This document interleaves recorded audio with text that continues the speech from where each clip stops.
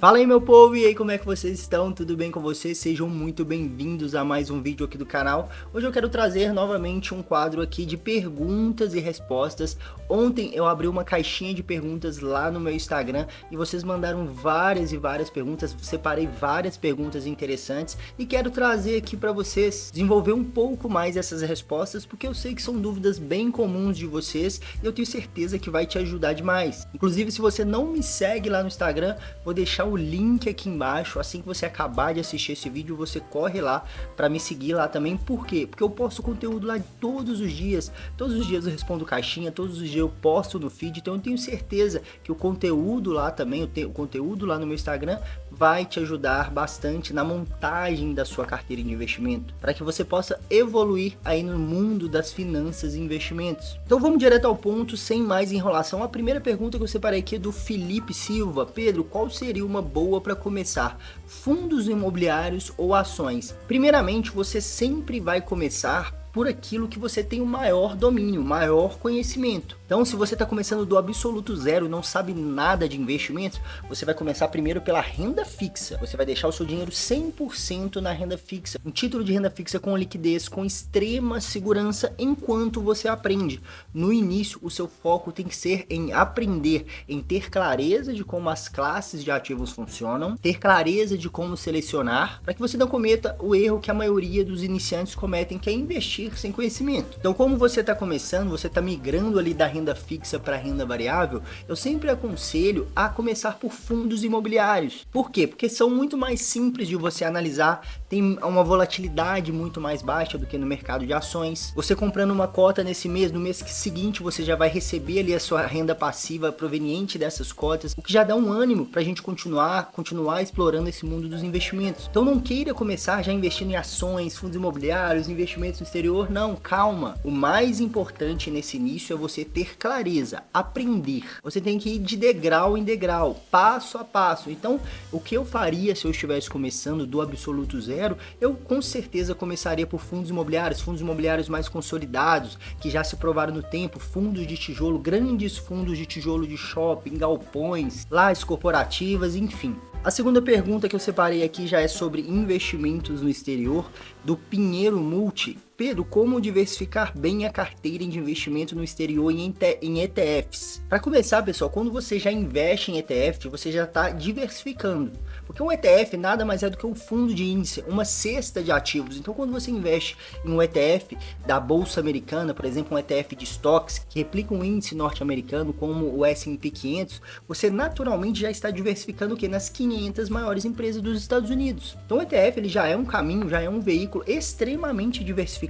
Então, para começar, você pode começar com um único ETF que você já vai estar diversificando. Você pode pensar também em começar em um ETF de stocks, né, que são as ações americanas, e um ETF de REITs, que são os fundos imobiliários americanos. Um bom exemplo que eu sempre falo, que eu invisto inclusive, que está na minha carteira pessoal, que está na minha carteira pública, que é o VO, que é um ETF que investe no índice S&P 500. Ele está ali na máxima histórica dele, de 400, atualmente uma cota custa $456, mas lembrando, quando a gente investe no exterior, a gente não precisa necessariamente comprar o valor completo do ativo. Por exemplo, você pode comprar uma fração, né? A partir de 5, 10 dólares você já consegue se posicionar num ativo como esse. O ETF VO, ele busca replicar o desempenho do índice S&P 500. O S&P 500 é um índice que acompanha o desempenho das 500 empresas líderes em vários setores da economia dos Estados Unidos.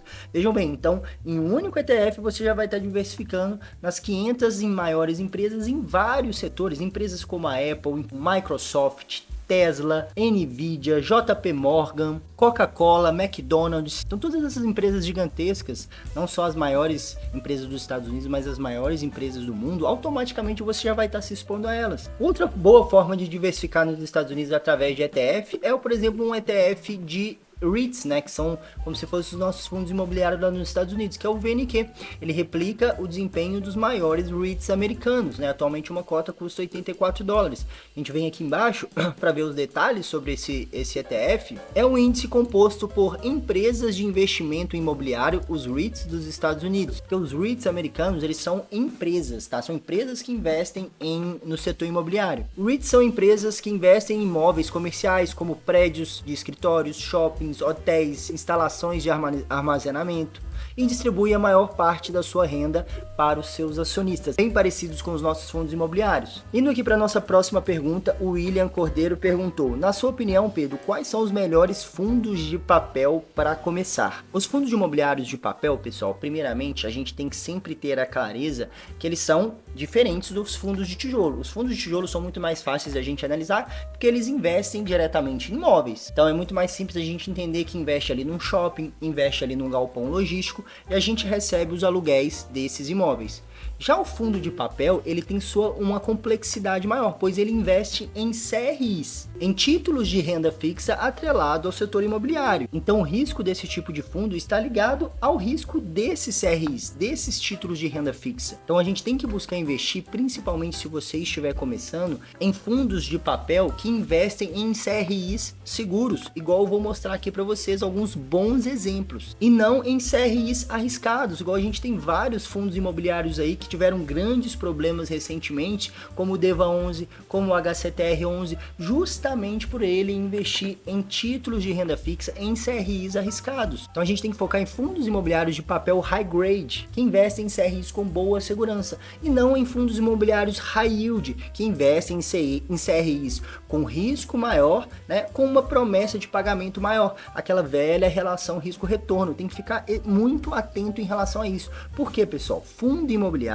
não é para a gente correr esse tipo de risco. Fundo imobiliário é aquela classe de ativo que a gente tem que ter boa previsibilidade de pagamento mensal, pouca volatilidade, pouca oscilação nos dividendos, e os fundos imobiliários high yield, né, que são os mais arriscados, eles acabam tendo uma volatilidade grande de cota, volatilidade grande de pagamento, e eu não vejo sentido nenhum a gente correr esse tipo de risco em fundos imobiliários. Antes da gente passar para eu mostrar para vocês esses 5 fundos imobiliários que eu considero os de maior qualidade, os mais seguros, né, eu te peço para você se inscrever aqui no canal, deixe seu like também, porque me ajuda demais a trazer cada vez mais vídeos de qualidade, mais informações que vão te ajudar nessa montagem da sua carteira. Então não se esqueça também de deixar um like, deixar um comentário, porque vai me ajudar demais e consequentemente vai acabar te ajudando também. O primeiro que eu quero mostrar aqui para vocês é o famoso MXRF11, né? É o fundo imobiliário mais popular aí da nossa bolsa. Ele é um fundo extremamente seguro, né? Atualmente ele está com a cota dele está custando R$10,48.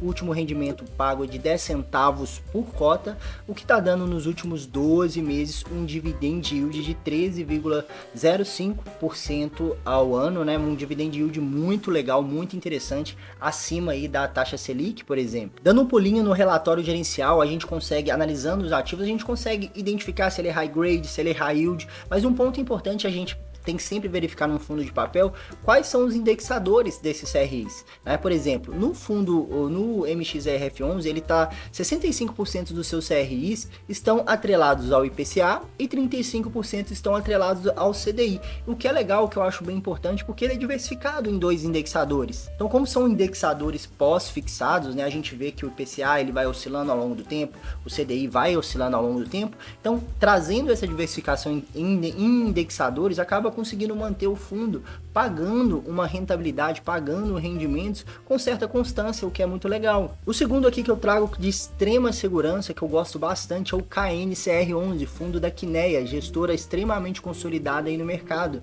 né?